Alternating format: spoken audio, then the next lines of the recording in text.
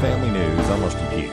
Russian President Vladimir Putin suggested that the use of nuclear weapons is still on the table to protect Russia's territory. Jackie Heinrich has more from New York City, where the UN General Assembly is happening. The headline of this summit today was supposed to be food shortages from Russia's war in Ukraine, but that statement that Putin made to the nation really sent a chill, threatening use of nuclear weapons and announcing partial mobilization of the country's reserve troops, the first of its kind since World War II. Putin baselessly claimed that NATO is making nuclear threats of its own and framed his statement as a defensive move, accusing the West of nuclear blackmail and saying that the West encouraged Ukraine to shell the Russian-controlled nuclear plant in southeast Ukraine. He accused the West also of trying to divide and destroy his country. As the crime rate soars in New York City, violent criminals are released right back onto the streets with no consequences. Recently, a deranged man went on a rampage with an axe in a New York City McDonald's restaurant, then spent just 18 hours in jail before being released. Congressman Lee Zeldin is running for governor of New York, and he wants to do something about this.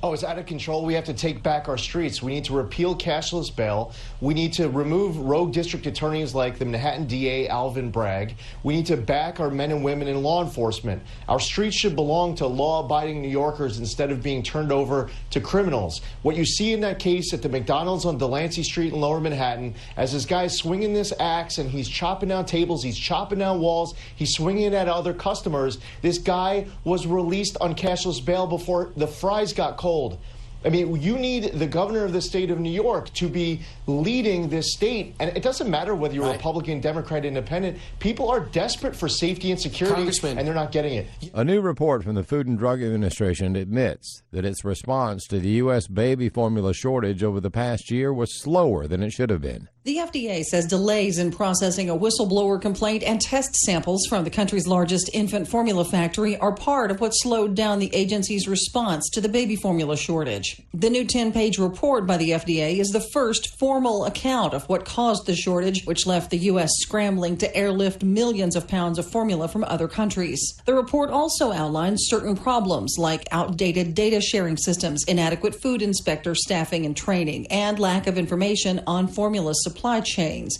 It also listed steps it wants Congress to take in order to improve formula standards and inspections. Tanya J. Powers, Fox News. A pro-family activist says it's only a matter of time before a weaponized FBI could come after her because she questions the results of the 2020 presidential election.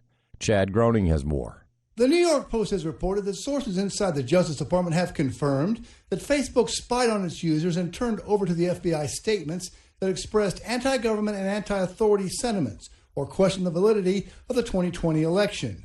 Facebook chief Mark Zuckerberg has already admitted that his social media platform suppressed damaging information related to Hunter Biden that could have convinced a lot of voters not to vote for Joe Biden.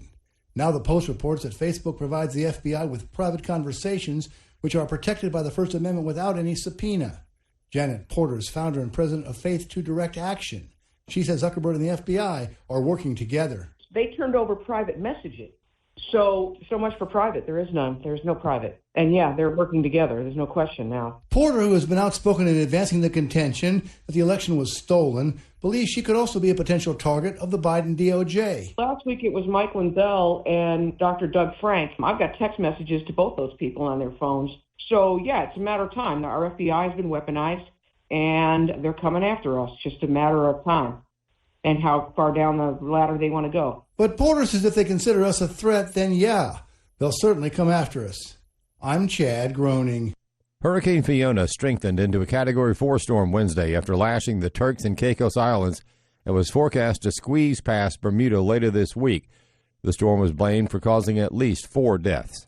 More news online at afn.net and on the AFN mobile app. I'm Rusty Pugh.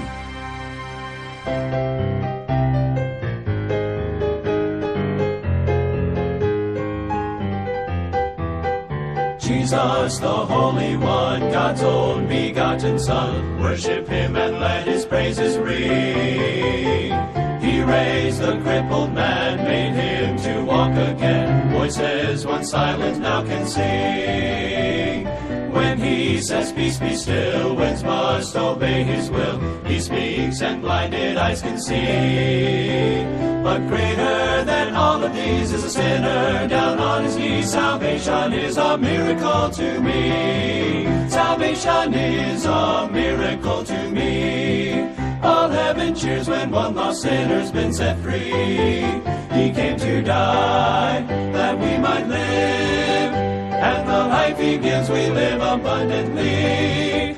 I know he fed the crowd with just a loaf of bread, walked upon the sea and even raised the dead. But of all the signs and wonders this world will ever see, salvation is a miracle to me. Salvation is a miracle to me. All heaven cheers when a sinner's been set free. He came to die that we might live, and the life he gives we live abundantly. I know he fed the crowd with just a loaf of bread, walked upon the sea and even raised the dead. But of all the signs and wonders this world will ever see, salvation is a miracle to me. But of all the signs and wonders this world will ever see, salvation is a miracle.